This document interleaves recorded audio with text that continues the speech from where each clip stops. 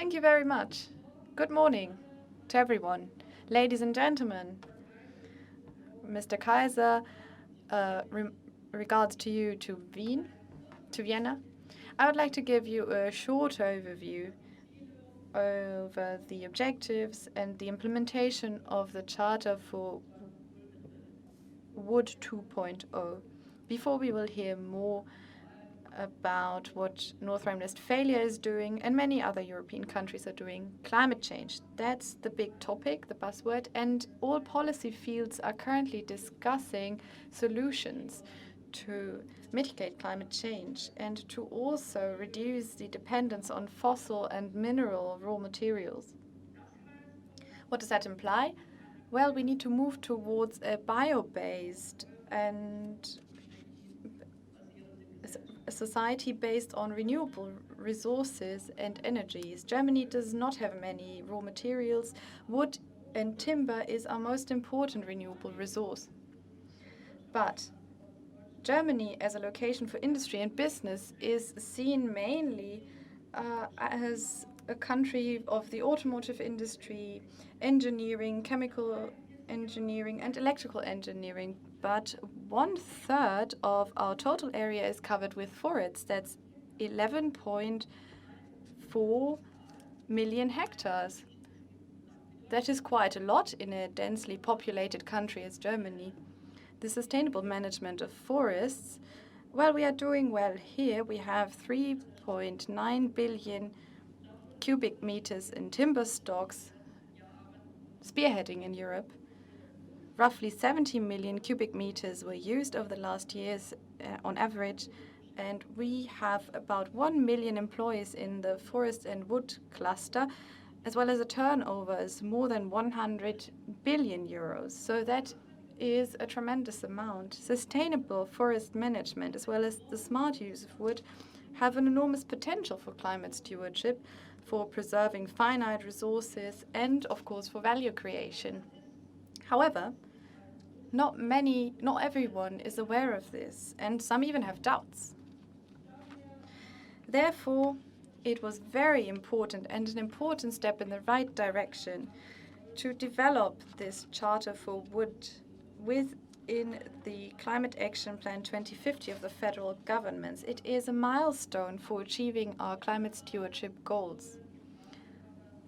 Based on this, measures are to be developed to contribute to the sustainable use of timber in order to achieve our climate stewardship goals.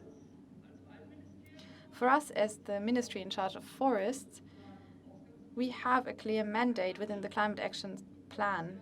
It is also our ambition, our motivation, to focus more clearly on the potential of wood.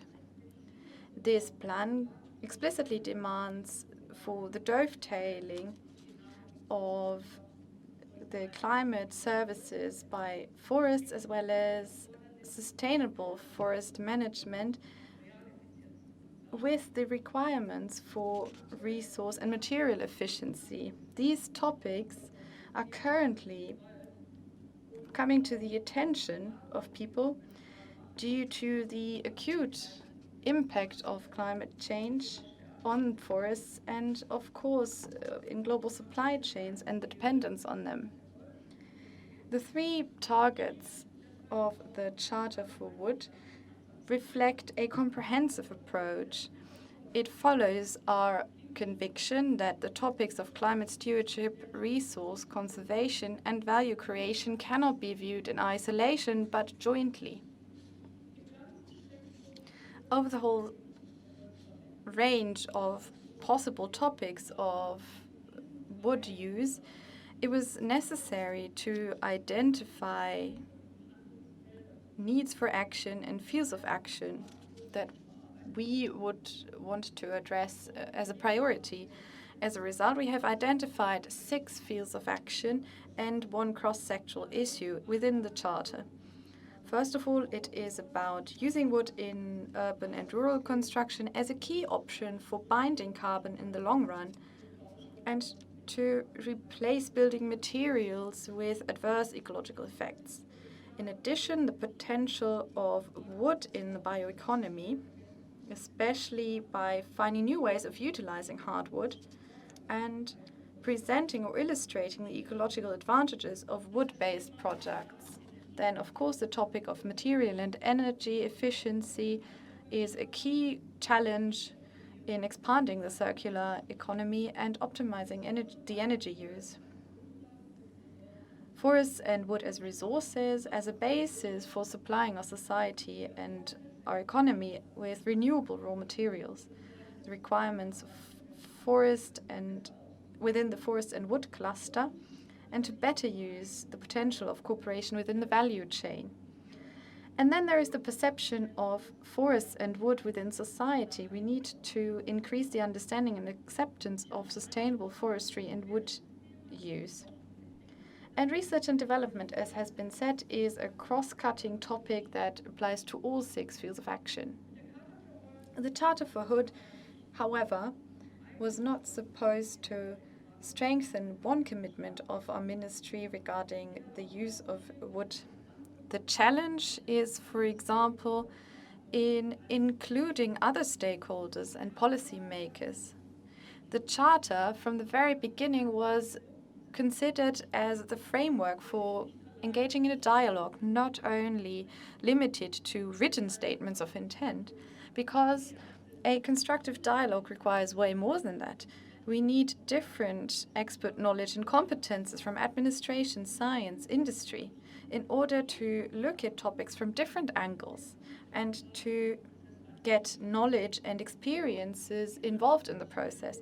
This approach is not only secured with our working groups, but also with the steering group. But it is also carried out within status conferences, workshops, technical talks, lecture series, and of course also this event series, Charter for Wood in Dialogue. This process is underpinned by technical and consumer information, for example, by publications by the Agency for Renewable Resources, within the project funding, or evaluations by the Thunen Institute. As has been said, this is the 4th year of the implementation of the Charter. And I would like to give you 5 examples of what we have achieved so far.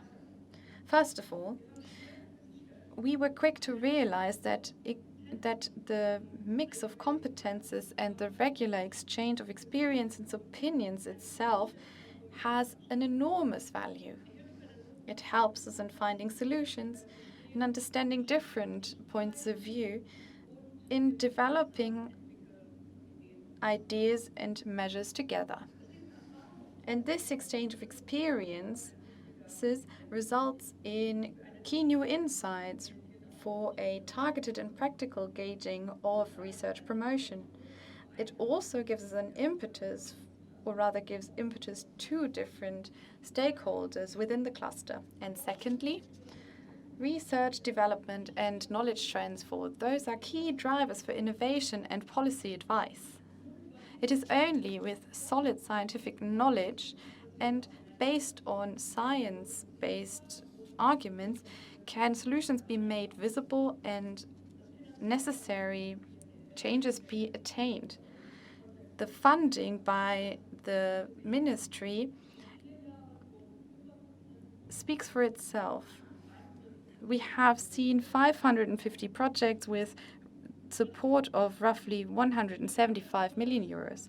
And the third aspect, the Charter has changed our perception, our awareness of wood in other programs and strategies by the federal government, but it is also reflected increasingly in strategy documents by other partners. And the number of advocates who support the target set out in the Charter is growing. Moving on to the 4th aspect, we have seen a boost in wood-based construction at the national level as well as at the level of federal, states, and municipalities. It was possibly also due to the political momentum and the strategic framework of the Charter for Wood, as well as the network that boosted this, supported with targeted measures in terms of research and development, knowledge transfer, and policy advice. Federal states and municipalities have recognized that you shouldn't thwart climate-friendly construction based on wood, but recognizing the opportunities. There has been a run on our seminar series, Wood-Based Construction in Public Spaces, which is proof of that. And the building codes of the Länder of the federal states are and have been adapted to the current state of technology. In terms of multi-story building in urban areas, we have seen that wood-based construction is gaining ground after regulatory obstacles have been removed. We, as the ministry, only have a limited scope of action. However, we are in a close dialogue with the responsible Ministry of Building. We focus on stronger reflecting climate stewardship in criteria for sustainable construction and working on proposals for embodied energy and storing biogenic carbon in the construction of building and how that can be rewarded. We are also working on a joint concept which thrives to remove unjustified obstacles in wood-based construction. And we also want to underline the leadership, the pioneering role of the federal government. Moving on to the fifth aspect. A key pillar of the toolbox of the Charter is recognizing and discussing trends and tendencies. Urban mining, cradle to cradle, or maybe just showing the new and maybe surprising fields of application of wood in textiles, cosmetics, or to replace oil-based plastics. We must address these opportunities early on. What is key is that in particular stakeholders and multipliers and decision makers outside of the forests and wood sector must be involved. We must spark interest among them. And I think this event series, Charter for Wood in Dialogue, has proven the appropriate framework. Let us look ahead before we conclude. What lies ahead? The impact of climate change will influence the future potential of wood use. On the one hand, we will see changes to the availability of coniferous wood. And we must find new material uses for hardwood. Our forestry sector will need to adapt to these developments. Topics such as efficiency, circular economy, and the potentials of bioeconomy will become more important. And looking at the new objectives of the new Climate Change Act, well, this will be an additional challenge to the sector, especially the LULUCF sector with clear-cut objectives will of course be another and new challenge we must address.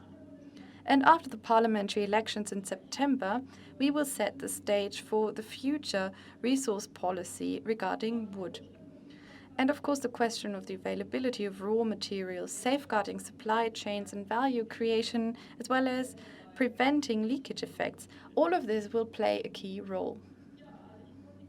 I could only give you a quick overview. I could say way more than I just said, and you will find more information on our website.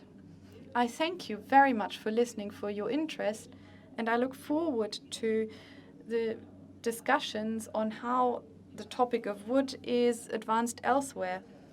And then we will have Mr. Kaiser to look at the German perspective, and then we will hear our colleagues from Europe. Thank you.